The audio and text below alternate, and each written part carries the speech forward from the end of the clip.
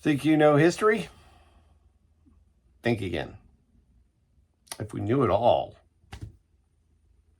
YouTube probably wouldn't even exist because nobody would be posting videos. That's a deep thought. Anyways, here we like to deep dive together.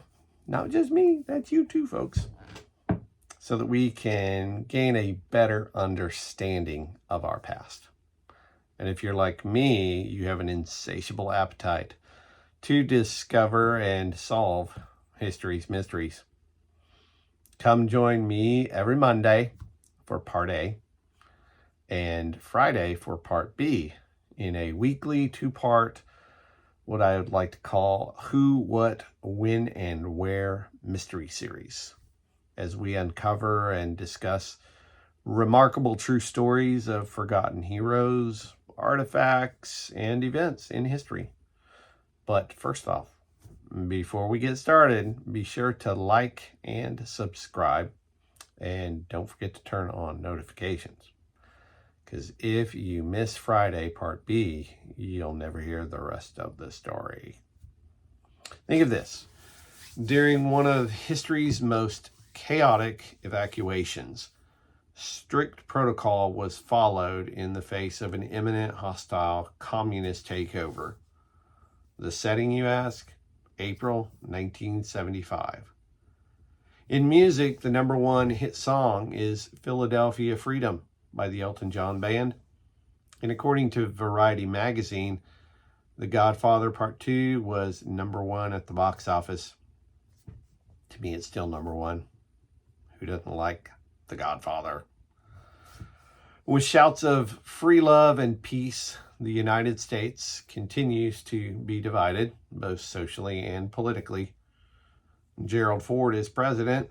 The war against communism continues to wage in Vietnam, but after 10 years of continuous air and ground operations, the U.S. concludes its final withdrawal from the South Vietnamese capital in Saigon. With the North closing in from all sides, panic is in the air as embassy staff and Marines worked frantically to implement the embassy's Emergency Action Plan, or EAP, which includes the following: information destruction, electronics and cryptography destruction, removal of sensitive items and signage, which included official U.S. embassy or agency logos, and securing the physical property.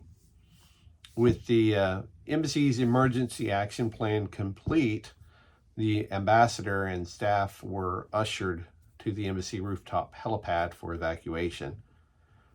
In the haste and confusion, what we would consider today to be historical artifacts were separated or, quote, went missing.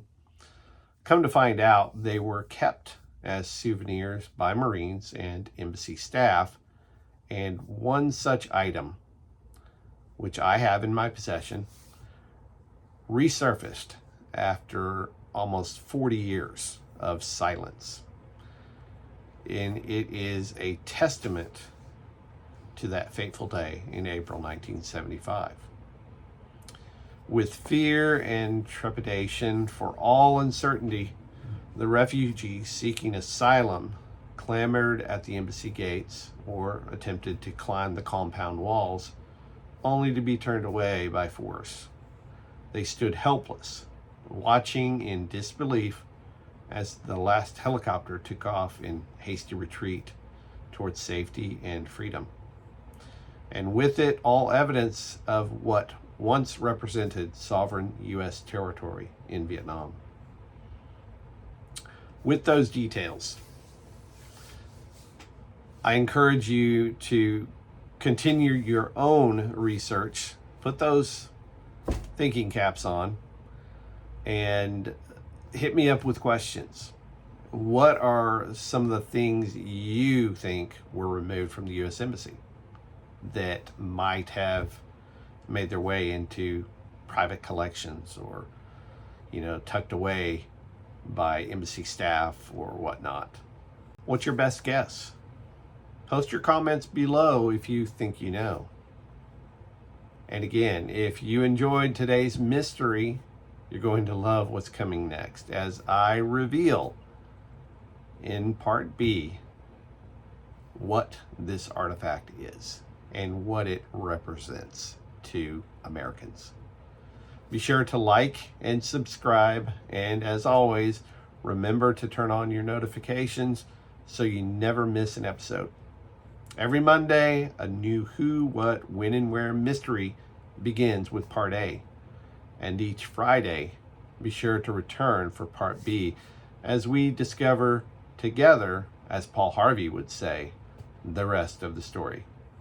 Until next time, keep sending in your questions and recommendations, because history always has another mystery waiting to be uncovered. Let's do that together. Catch you next time.